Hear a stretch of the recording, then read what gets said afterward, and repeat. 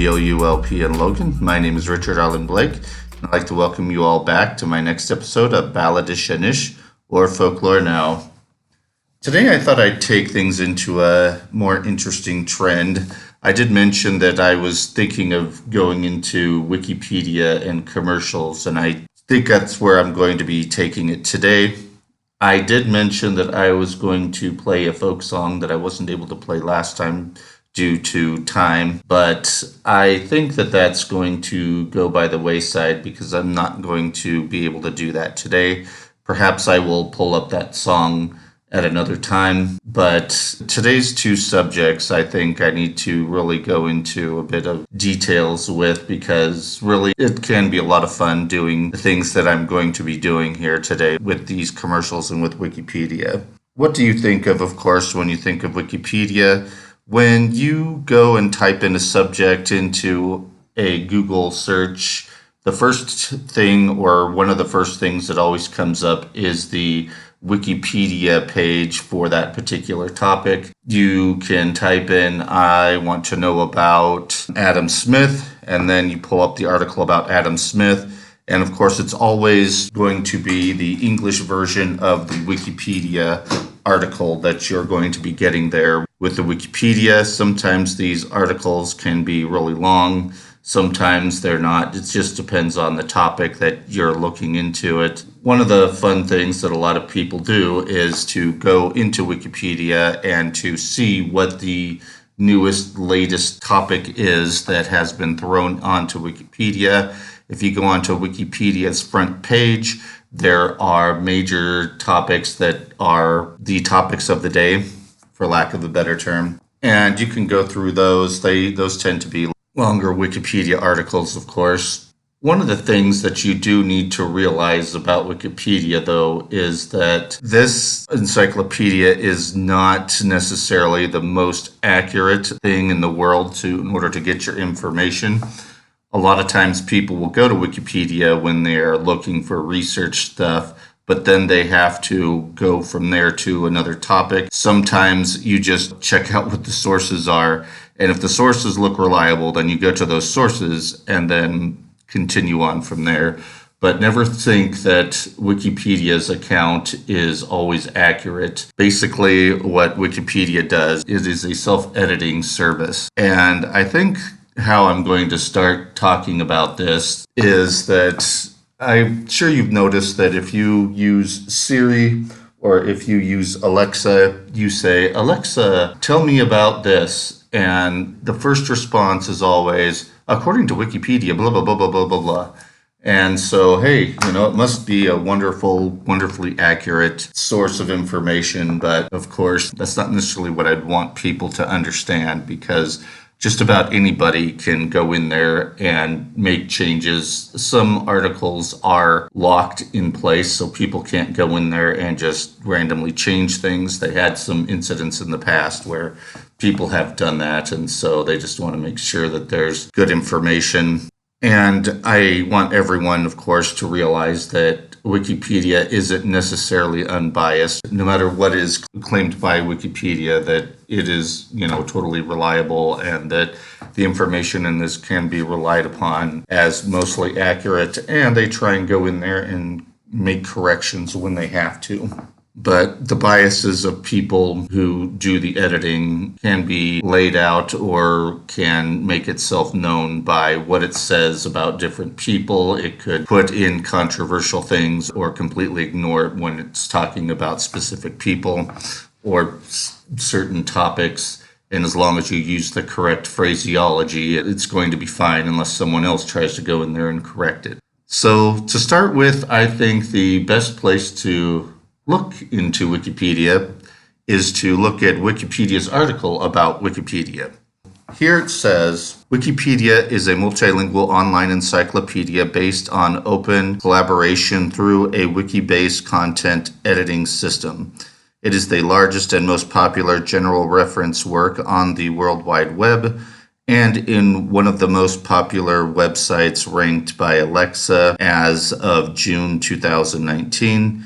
It features exclusive free content and no commercial ads, and it's owned and supported by the Wiki Foundation, a nonprofit organization funded primarily through donations. So there it's saying this is why it's reliable. We aren't beholden to anyone, and therefore you can trust us. Then Wikipedia was launched on January 15th, 2001 by Jimmy Wales and Larry Sanger. Sanger coined its name as portmanteau of wiki, which is the Hawaiian word for quick, and encyclopedia. Initially an English language encyclopedia, versions in other languages were quickly developed with over 5 million articles. The English Wikipedia is the largest of the more than 290 Wikipedia encyclopedias. Overall, Wikipedia comprises more than 40 million articles in 301 different languages, and by February 2014 had reached 18 million page views and nearly 500 million unique visitors per month. One of the fun things that I've always liked to do with Wikipedia, of course, I'm one of those language buffs who likes to study languages. So a lot of the articles, of course, you can find in multiple languages. You can go and look up, say, the French Revolution in French, and you're going to find a good-sized article about that. Of course, when you go into certain languages, you might come up with topics that will have an article, but it's like really short because who's going to sit and take the time to write in the Irish language a many paragraphed article, say, about the wonders of spearmint gum or something like that. They just aren't going to waste the time to put that in there, the people who speak the Irish language. You will find far more longer articles in that language about Irish topics, like about Ireland or the Irish language itself. You could say the same thing for the Basque and Welsh languages. And I just love going through there and reading it and seeing how well I can follow the language that goes there. And of course, my skills in those languages might not catch all the little problems that can come up when you're reading something in that language. I don't know exactly necessarily if they are completely following correct grammar guidelines when they're writing in that language. I would have to ask an expert, and sadly, there are not a lot of experts around here who know those languages. I'm not able to talk to them. So an example of something else that I want to show you that follows along the guidelines and will explain better through example what can happen, misunderstandings that people might have when they are reading Wikipedia and they might be wanting to get the most accurate and best information. I randomly picked a topic like the American Revolution because as an American, I know a whole bunch of things about this, of course. There are a lot of things that I have forgotten, probably because I have just not continuously kept reading up on it, but I am doing my best to try and stay on top of things there because in this day and age, I think understanding American history is really important. This is the Wikipedia entry for the American Revolution. So the American Revolution was a colonial revolt which occurred between 1765 and 1783. The American patriots in the 13 colonies defeated the British in the American Revolutionary War with the assistance of the French, winning independence from Great Britain and establishing the United States of America. The first thing you need to understand here is that when I see it say the American Revolution started in 1765, that of course is saying, well, wait a minute. There wasn't actually any fighting and war going on until 1775 after the battles of Bunker Hill and of Lexington and Concord. So I'm thinking, okay, why do they put it at 1765? Basically, they are separating the American Revolutionary War. The Revolution, it seems that they are starting with the Intolerable Acts, or the Coercion Acts that the British called them. And they essentially are putting down taxes to make the colonies pay for the defense that the British had done in protecting them from the French during the 7 Years' War, which was called the French and Indian War on the American continent. The 7 Years' War was actually fought all over the world, and the British had picked up quite a bill, and the colonies should pay their fair share, correct? Well, of course, the colonials didn't see it that way. They thought, well, this is taxation without representation, or that was their justification later. According to this, the American Revolution starts with the Intolerable Acts. Then it has a separate article for the American Revolutionary War, which does say that it begins in 1775 to 1783. And you have another really long article here about the American Revolutionary War, talks about the different people who played a significant role. There are a few examples of people who get more detailed explanations.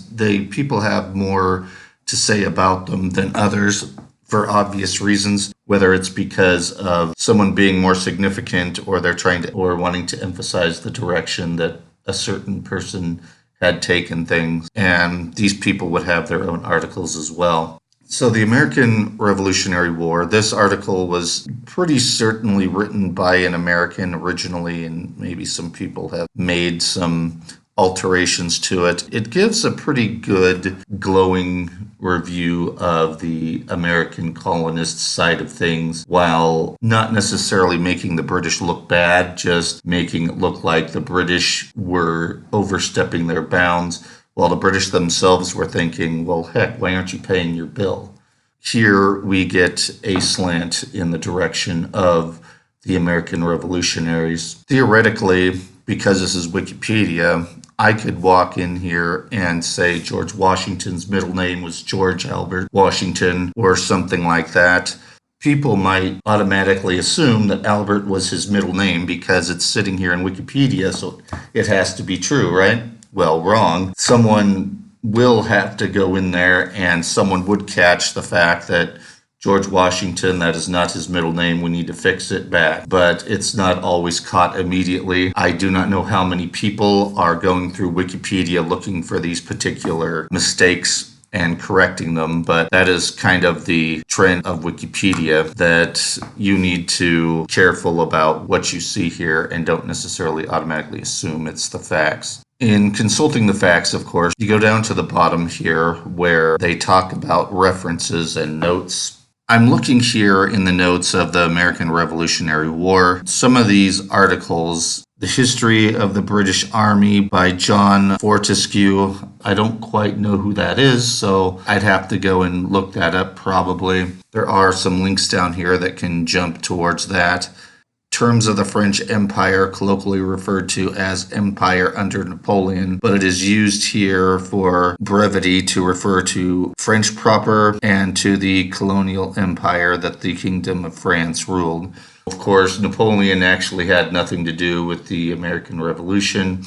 He was involved with the War of 1812 that some people call the Second War of Independence for the Americans, but the way you use your sources when you're doing history makes a whole lot of difference. Just because it looks kind of strange as a source, that doesn't mean it's not reliable. So you'd go in and you look at these different sources to see how reliable they might be or see who the author is. If the author is Robert Smith, the plumber, and he's talking about colonial revolutionary wars, unless he has a PhD or master's degree in history, you might not consider that person the most reliable of sources. Being the folklorist that I am, I also decided to take a look at the article in here about folklore. And, folklore is the expressive body of culture shared by a particular group of people. It encompasses the traditions common to the culture, subculture, or group. These include oral traditions such as tales, proverbs, and jokes. And of course, this continues on with a long explanation,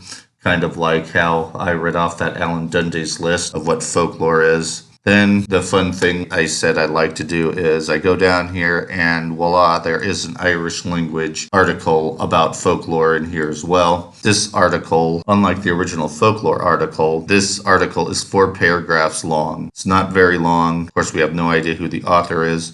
Of course, even if you speak Irish, odds are if you know Irish, you know English. So if you want information, you're probably going to go to the English version of the Wikipedia. It seems that this foreign language thing is a hobby for some people who want to get that page up there and they can show their friends, hey, look at what I created. So you can create your own pages. The reason I think this is a folk tradition is because people just go in there and lay things out. They write things out the way they like it. They write and say, look, I wrote this in the Irish language. See how wonderful it is.